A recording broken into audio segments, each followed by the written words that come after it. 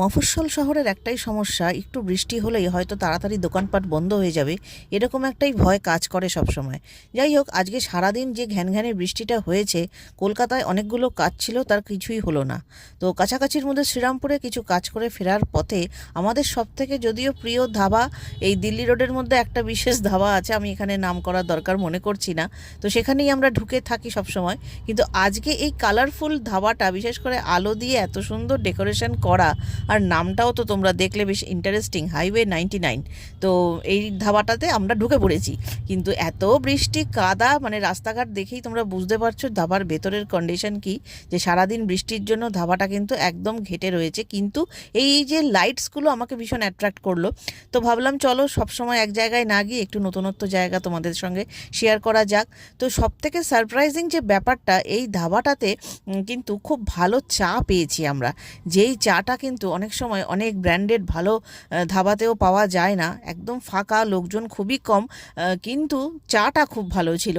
তো যারা চা লাভার তারা কিন্তু এই ধাবাটাতে আসতেই পারো। আর সৌভিক বেশ সুন্দর করে একটু ভিডিও করলো, ভাবলো যে একটুখানি শেয়ার করা যাক তোমাদের সঙ্গে এই জায়গাটা।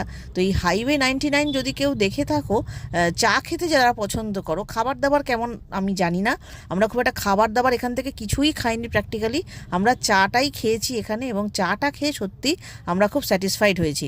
তো এই হাইওয়ে 99টা কিন্তু একটা চায়ের জন্য আমার রেকমেন্ডেশন রইল, চাটা কিন্তু এখান থেকে তোমরা ট্রাই করে দেখতে পারো। আসলে কি হয়, বৃষ্টি বাদলার ওয়েদারে গাড়ি চালাতে চালাতে তো একটা টায়ার্ডনেস এসেই যায়, তো সেই সময় যদি একটুখানি গরম গরম চা পাওয়া যায়। তো আমি যে ধাবাটিতে যেতে পছন্দ করি বা বেশিরভাগ ক্ষেত্রেই যাই, সেখানকার চা নিয়ে আমি আর কিছু বলতে চাই না, হয়তো মেবি মিল্ক টি যেগুলো আছে সেগুলো হয়তো খেতে সত্যিই ভালো হয়, কিন্তু আমরা তো সবসময় মিল্ক টি খাই না, আমরা লিকার চাটা খেতে পছন্দ করি। তবে লিকার চা লাভারদের জন্য কিন্তু এই ধাবাটার চাটা বেস্ট আমি বলবো, কারণ আমরাও কিন্তু ভীষণ ভালো খেয়েছি। যাই হোক, ধাবাটা তোমাদের কেমন লাগলো কমেন্ট সেকশনে জানিও। তো আজকে একটা ধাবার ভিডিওই দিলাম ছোট্ট করে। সবাই ভালো থেকো, সুস্থ থেকো। বর্ষার ওয়েদার, অনেকগুলো কাজ মানে পণ্ড হলো আজকে, তো সেটার একটা আফসোস রয়েই গেল, কিন্তু একটা খুব ভালো চায়ের জায়গা খুঁজে পেয়েছি, এটার কিন্তু একটা বেশ ভালো আনন্দ ভেতরে কাজ করছে, যে এই ধাবাটাতে এলে আর কিছু ভালো পাই না পাই, চাটা ভালো খেতে পাবো। তো সবাই চলো টাটা, আজকে গুড নাইট করে দিচ্ছি। ভালো থেকো, সুস্থ থেকো।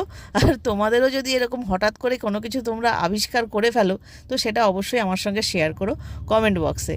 তো চলো, সৌভিক আর আমার তরফ থেকে আজকের মতো তোমাদেরকে গুড নাইট, টাটা। সবাই ভালো থেকো, সুস্থ থেকো।